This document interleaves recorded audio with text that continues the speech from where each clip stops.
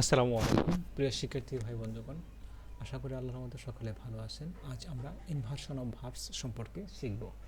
শুরুতেই structure of inversion.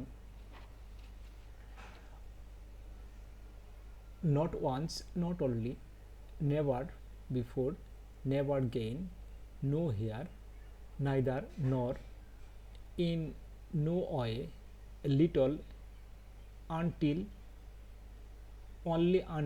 only in this way,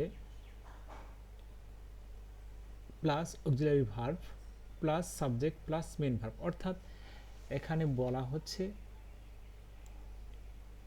এইসব ওয়ার্ডগুলো বাক্যের শুরুতে বসবে এবং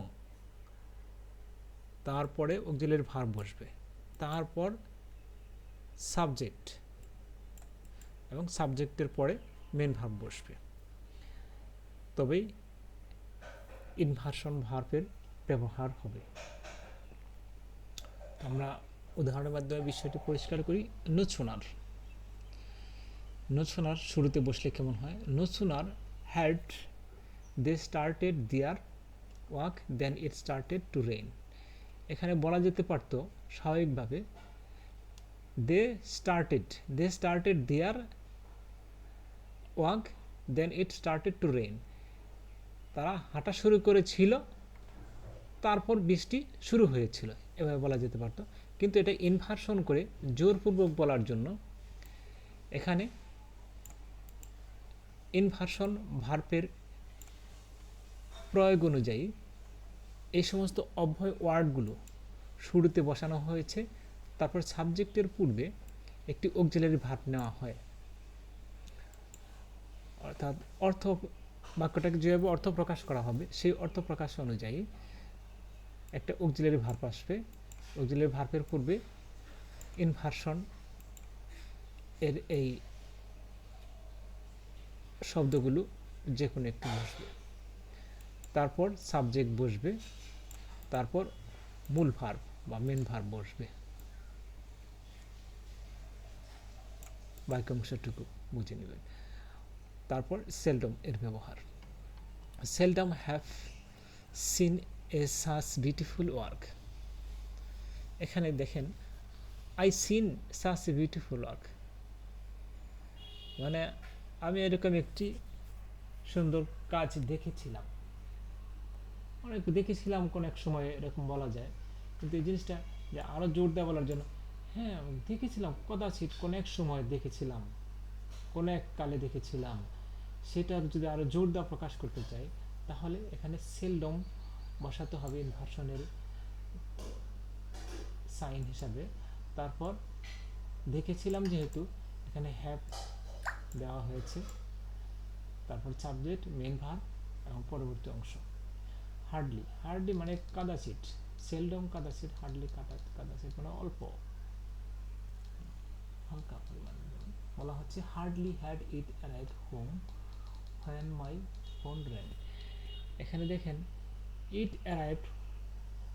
arrived home when my phone rang। অর্থাৎ বাড়িতে পৌঁছাতে প্রায় মানে বাড়িতে পৌঁছালে আমার রিংটা বেজে ওঠে, এরকম প্রায় হয় আর কি ঘটনাটা।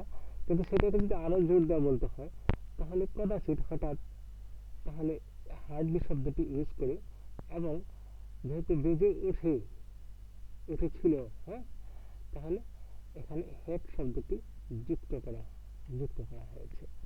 তাই বলা যায় পুরোপুরি সেন্টেন্সটি hardly had it arrived home when my phone rang। Scarcely দিয়ে হয় একইভাবে, scarcely had the demonstration started when trouble broke out and police moved into arrest people। তারপরে barley had Amela entered the room when Parvin started shouting। এখানে অমলা একটা ব্যক্তি, পারভিন একটা ব্যক্তি, এই দুইটি ব্যক্তিকে উদ্দেশ্য করে বলা হয়েছে যে এই অমেলা ব্যক্তিটি রুমের মধ্যে প্রবেশ করতে না করতেই পারভিন চেঁচামেচি শুরু করে দিল। তো চেঁচামেচি শুরু করে দিলে এভাবে বলা যেত পারতো, অমেলা এন্টারেড দ্য রুম, অমেলা রুমের ভিতর প্রবেশ করেছিল, when Parvin started shouting, Parveen তখন চিৎকার করছিল। এভাবে বলা যেতে পারতো, কিন্তু এই জিনিসটাকে আরও জোর দিয়ে বলার জন্য আমরা এভাবে বলতে পারি, মানে গাঢ়ভাবে, বার্লি হ্যাড অমেলা started the room when Parvin started shouting. আবার রার্লির ব্যবহার দেখি আমরা।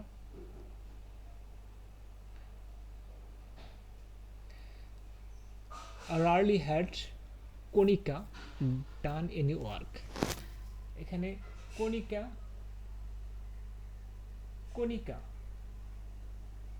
হ্যাড ডান এনি ওয়ার্ক এভাবে বলা যেতে পারতো, কিন্তু জিনিসটা কি হয়েছে, শুরুতে অক্সিলারি ভাবটা নিয়ে আসা হয়েছে সাবজেক্টের পূর্বে, এবং তার পূর্বে সিম্পটম হিসাবে রার্লি শব্দটি ইউজ করা হয়েছে।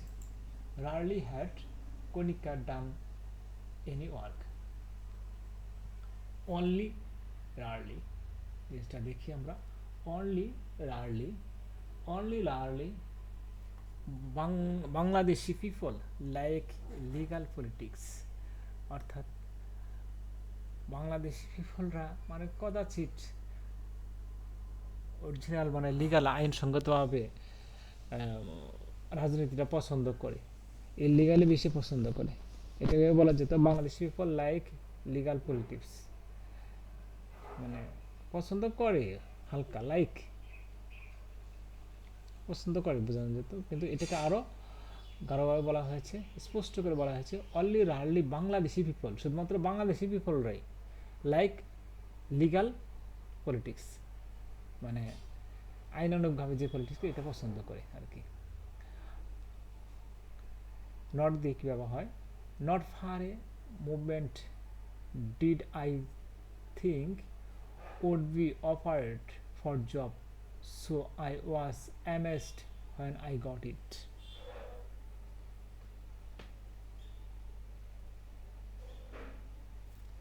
তো প্রিয় শিক্ষার্থী ভাই বন্ধুগণ, আজ এ পর্যন্তই। আপনারা সকলে ভালো থাকুন, সকলের শুভকামনায়। আসসালামু আলাইকুম।